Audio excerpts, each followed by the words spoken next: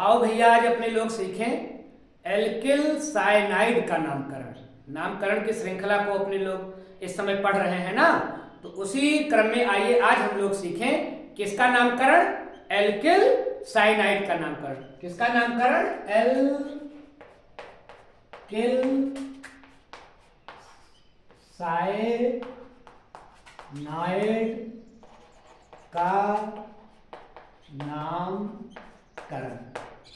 तो ये alkyl cyanide क्या होता है, पहले आओ हम लोग ये देख लें।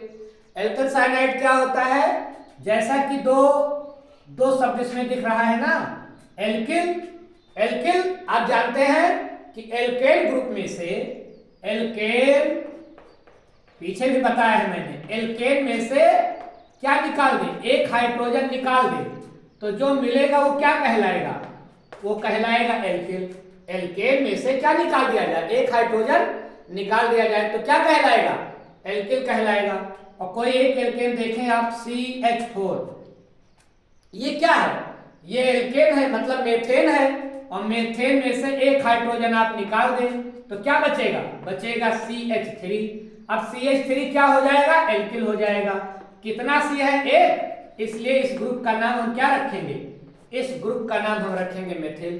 ठीक इसी प्रकार से अगर C2 हो जाएगा तो एथिल, अगर C3 हो जाएगा तो प्रोपिल, C4 हो जाएगा तो ब्यूटिल। तो ये हो गया एल्किल। एल्किल आप समझ गए। अब एल्किल ग्रुप में क्या करना है, एल्किल क्या होते हैं, एल्केन से एक हाइड्रोजन निकालने पर एल्किल होते हैं। तो मान लीजिए एल्किल ग्रुप और प्लस साइनाइड। तो साइनाइड क्या होता है बेटा, साइनाइड मतलब CN। अगर CN किसी एल्किल ग्रुप में जुड़ा है, इस तरह से लिखा हुआ मिल गया, या फिर आपको C ट्रिपल बॉन्ड N लिखा हुआ मिल गया। ट्रिपल बॉन्ड क्यों कार्बन और नाइट्रोजन के बीच में होता है, अगर आप पीछे जाएं और देखें तो पाएंगे कि नाइट्रोजन का परमाणु क्रमांक कितना होता है, नाइट्रोजन का परमाणु क्रमांक होता है 7। तो इसका इलेक्ट्रॉनिक विन्यास निकालेंगे तो क्या आएगा, 2 5, मतलब नाइट्रोजन को अपनी बाहरी कक्षा भरने के लिए 8 इलेक्ट्रॉन की शर्त पूरी करने के लिए कितने इलेक्ट्रॉन चाहिए, 3, इसलिए कार्बन से ट्रिपल बॉन्ड बनाता है। तो अगर ऐसा लिखा मिल गया, ऐसा लिखा मिल गया, और किसमें, किसी भी एल्किल ग्रुप में, किसी भी एल्किल ग्रुप में साइनाइड जुड़ा मिल गया तो फिर बेटा ये क्या कहलाएगा, तो ये कहलाएगा एल्किल साइनाइड। तो एल्किल ग्रुप में CN जुड़ा मिल जाए, यही पहचान है एल्किल साइनाइड की।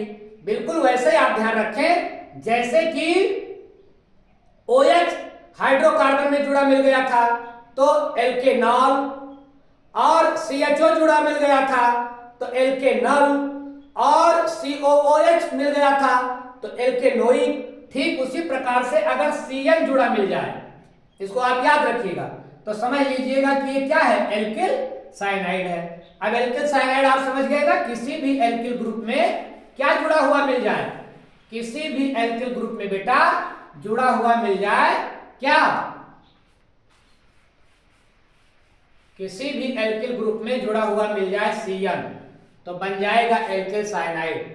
अब एल्किल साइनाइड का सामान्य सूत्र क्या होगा, R और CN। R क्या है, R ही वो एल्किल ग्रुप है। तो R हो गया एल्किल ग्रुप और उससे CN जुड़ा मिल जाए तो बताइए क्या हो जाएगा, तो बेटा इसका नाम हो जाएगा एल्किल साइनाइड। और एल्किल साइनाइड का IUPAC नाम क्या करोगे, एल्किल साइनाइड का IUPAC नाम करोगे एल्केन नाइट्राइड। क्या नाम रखोगे, एल्केन नाइट्राइड। क्या नाम रखोगे, एल्केन नाइट्राइड, एल्केन नाइट्राइड। अब जरा देखो कि कैसा बनेगा। अब R की जगह पर हम लोग मान लें मेथिल ग्रुप। एक उदाहरण देख लें तब आप बिल्कुल समझ जाओगे। R की जगह पर मान लें हम मेथिल ग्रुप, तो बताइए मेथिल ग्रुप क्या होता है, CH3 में क्या जोड़ देना है, CN। तो बताइए CN जोड़ देंगे तो ये क्या बन गया, तो एल्किल ग्रुप जुड़ा है मेथिल ना, तो इसका नाम हो गया मेथिल। और CN जुड़ा है तो बताइए नाम क्या हो गया, नाइट। इतने में कोई डाउट नहीं है, बिल्कुल नहीं होना चाहिए। एल्किल साइनाइड या मेथिल साइनाइड। अब ये तो इसका बुलाने वाला नाम रहा, लेकिन अगर आईयूपीएसी नाम में जाओगे तो क्या करोगे? तो आईयूपीएसी नाम में आपको कुछ नहीं करना है। देख ले, एन जुड़ा है, सी एन जुड़ा है ना, तो सी एन जुड़ा है मतलब हो गया नाइट्राइल। क्या हो गया? नाइट्राइल। क्या हो गया? नाइट्राइल। और कितना नाइट्राइल? कार्बन गिन लो, एक कार्बन, दो कार्बन। तो बताइए कार्बन कितना हो गया? दो। तो दो कार्बन पर हम लोग क्या कहते हैं? एथेन। तो बेटा इसका नाम क्या हो जाएगा? एथेन। Ethane nitrile. क्या नाम हो जाएगा इसका? Ethane nitrile. और बुलाने वाला नाम मेथिल साइनाइड। एक उदाहरण और देखें तब आपके समझ में और बेहतर आ जाएगा। सो सिंपल है ये, बस थोड़ा सा आप ध्यान लगाएं। इसको जरा देखें, CH3 CH3 CH2 और CN। अच्छा एक बात ये भी ध्यान रखिएगा कि एल्किल ग्रुप से C जुड़ना चाहिए, N नहीं। अगर N जुड़ेगा तो कुछ और बन जाएगा, उसकी चर्चा हम लोग किसी और क्लास में करेंगे। एल्किल ग्रुप से C ही जुड़ना चाहिए, ना कि N जुड़ेगा तो आइसो बन जाएगा, उसका भी नामकरण अपने लोग अगले वीडियो में देख लेंगे। तो देखिए CH3 CH2 CN। अब देखें CH3 CN, N आ गया ना, पहली बात तो देख ली है क्या? एक कार्बन, दो कार्बन, मतलब हो गया एथिल। और CN जुड़ा है तो साइनाइड। इसका नाम क्या हो जाएगा? Ethyl cyanide. ये इसका बुलाने वाला नाम हो गया। अब आए आप देखें कि ये एथिल साइनाइड हो गया और इसमें लगा क्या है? N। अगर इसका आईयूपीएसी नाम ले जाओगे तो क्या करोगे? तो सीधा कार्बन गिनो, एक कार्बन, दो कार्बन, तीन कार्बन। तो बताइए तीन कार्बन पर नाम क्या होता है? प्रो। तो बेटा इसका आईयूपीएसी नाम क्या हो जाएगा? प्रोपेन। प्रोपेन और N जुड़ा है तो क्या हो जाएगा? नाइट्राइल। तो प्रोपेन नाइट्राइल इसका नाम हो गया।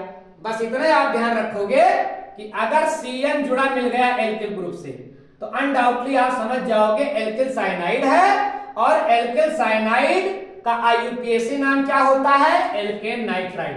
जितना नंबर आप कार्बन हो उतना एल्केन, और N जुड़ा है तो नाइट्राइल। So simple. एक उदाहरण आप और देखें तो और बेहतर समझ में आ जाएगा। देखें इसको जरा देखें, इसको CH3 CH और CN। जरा इनको देखिए।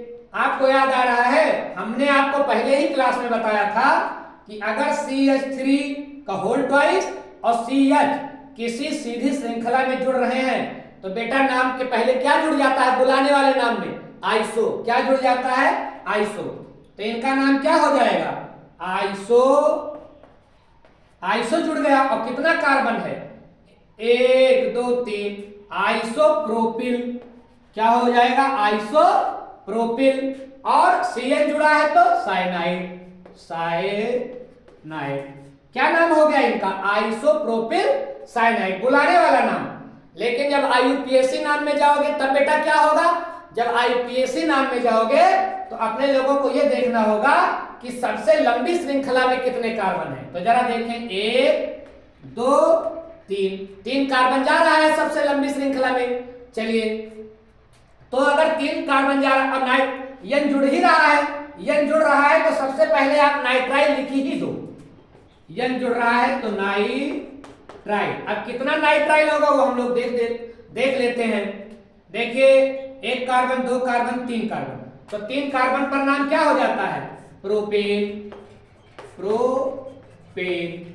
क्या हो गया? इसको जरा यहां ना लिख करके यहां लिख दें। इतना तो आप समझ रहे हो ना। इसका जो है कॉमन नाम क्या है? Isopropyl cyanide. अब इसको जरा यहां देखिए, आईयूपीएसी नाम देखिए, N जुड़ गया इसलिए इसको हम लिख देते हैं नाइट्राइल। ठीक है?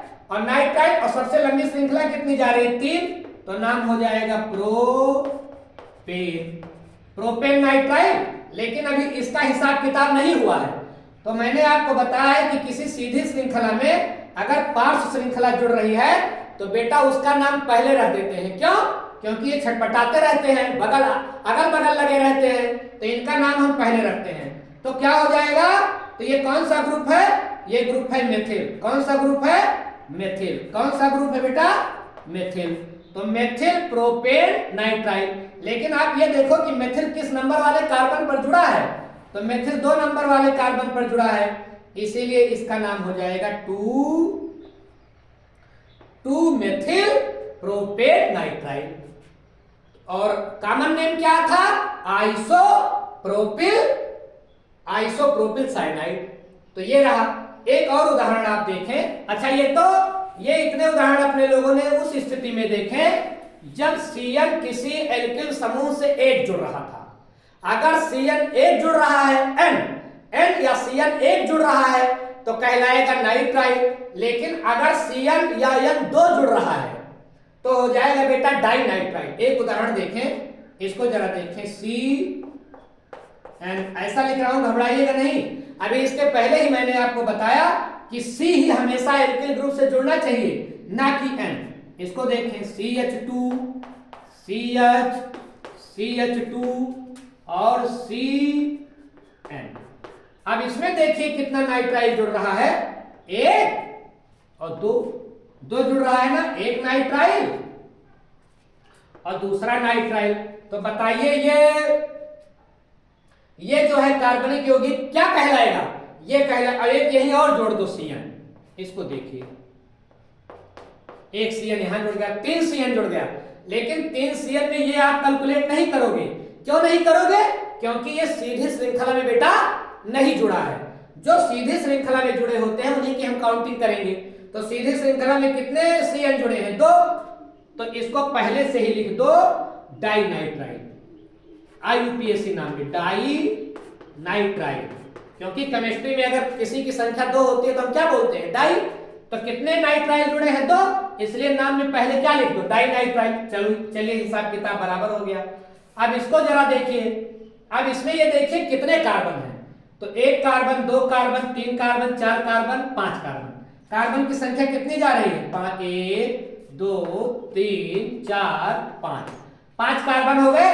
और आप कहेंगे सर उधर से जोड़े, तो इधर से जोड़ने पर भी CN समूह पहले आ रहा है, इधर से भी लिखने पर CN समूह पहले आ रहा है।